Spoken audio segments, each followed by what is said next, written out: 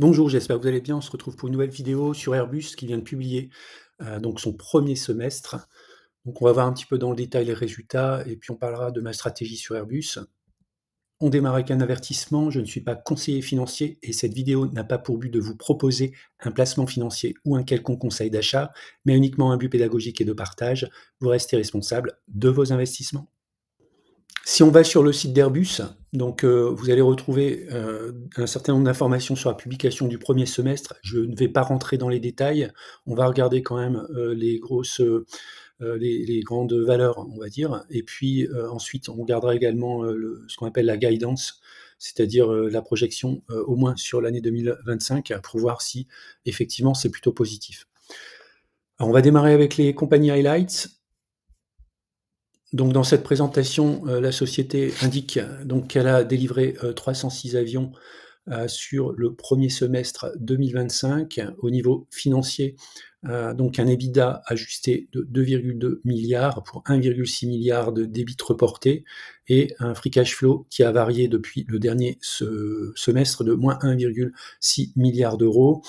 Donc et la guidance reste inchangée. Alors, il y a 3 activités principales, chez Airbus. 72 c'est, les avions.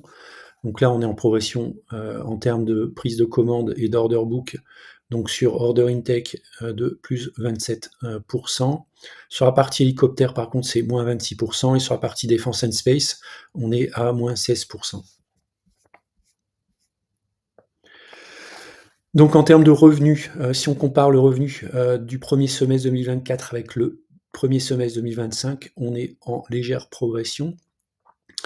Ensuite, vous avez le détail des revenus, par division, donc la partie Airbus 69 hélicoptère 12 et défense and space 19 et vous avez à droite les investissements en R&D qui ont légèrement baissé de 200 millions d'euros.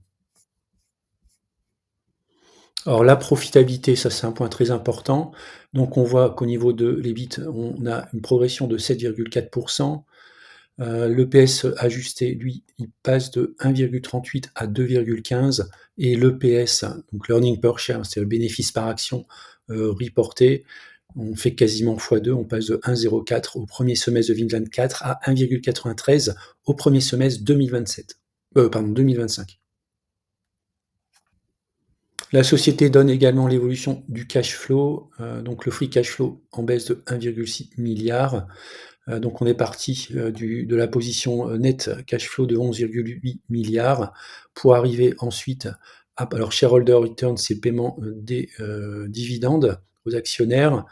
Les pensions and other, c'est toutes les retraites chapeaux, etc., que la société doit à ses dirigeants, en tout cas les dirigeants qui sont éligibles à recevoir des pensions et autres, ce qui nous donne à l'arrivée au mois de juin 2025 une position nette de cash de 7 milliards d'euros. On va passer maintenant à la guidance, donc c'est-à-dire les projections.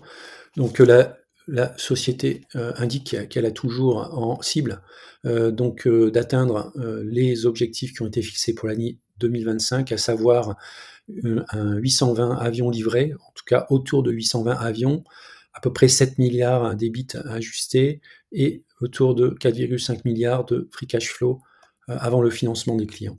Puisque vous savez que généralement les avions sont achetés via du financement.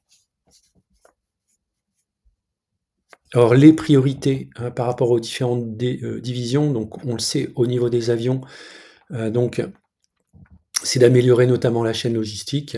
Sur la partie satellitaire, il y a une restructuration et une transformation de la partie Airbus Defence and Space depuis déjà quelques mois. Et puis sur la partie hélicoptère, donc c'est de combler le gap, notamment par rapport aux attentes des différents pays européens en matière de défense. Si on regarde une vision un peu plus long terme du point de vue graphique, les droites de régression, on voit que le cours actuellement de 178 € est en légère surchauffe par rapport à une valeur théorique calculée sur les 25 dernières années, qui serait autour des 142 €. On est à plus 0,62 écart type. Bon, elle a été dans le temps régulièrement dans ces niveaux-là, même au-delà de 1 écart type. Donc on peut aller très largement dépasser les 200 € dans les prochaines semaines ou les prochains mois. Alors si on regarde l'analyse de long terme, on voit qu'au niveau trimestriel, on est toujours, très largement au-dessus du nuage, au-dessus donc des moyennes représentées par la Kijun et la Tenkan, donc ça c'est plutôt positif. Donc au niveau, trimestriel, on est toujours dans un très bon trend.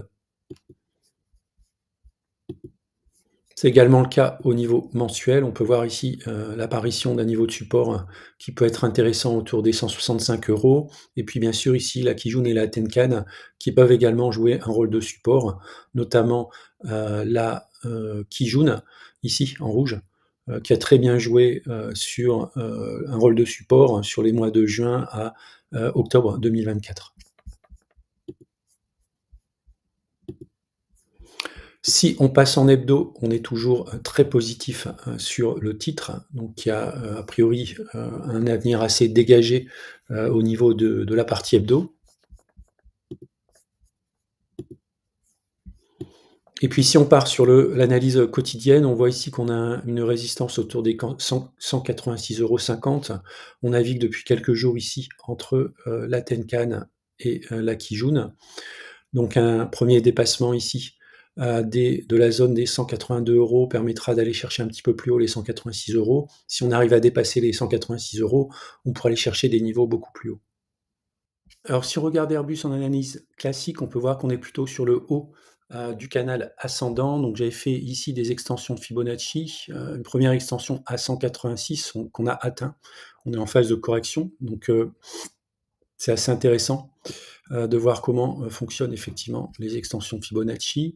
La prochaine extension sera à 201 €. En cas de retracement, on pourra aller chercher les 171 €, puis ensuite les 153 €. Position et stratégie sur Airbus, donc Airbus n'a pas un poids très important, dans mon portefeuille, 3,96 %, donc il mérite une meilleure place. En ce qui concerne donc, les dividendes, la société délivre un dividende de 3 €, soit 1,67 % en termes de rendement. Si vous l'ajoutez à un rendement moyen, une croissance moyenne de 9,91 %, on est, au-dessus, en termes de croissance, de la croissance moyenne du CAC 40 dividendes réintégrés.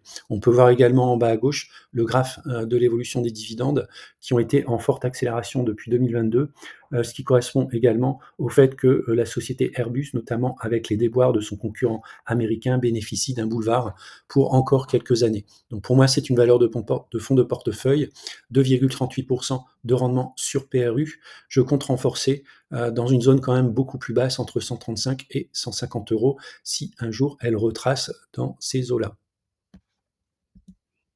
Voilà, c'est la fin de la vidéo. Je vous remercie de l'avoir regardée. N'hésitez pas à mettre un commentaire si vous le souhaitez et puis je vous dis à bientôt pour une prochaine vidéo.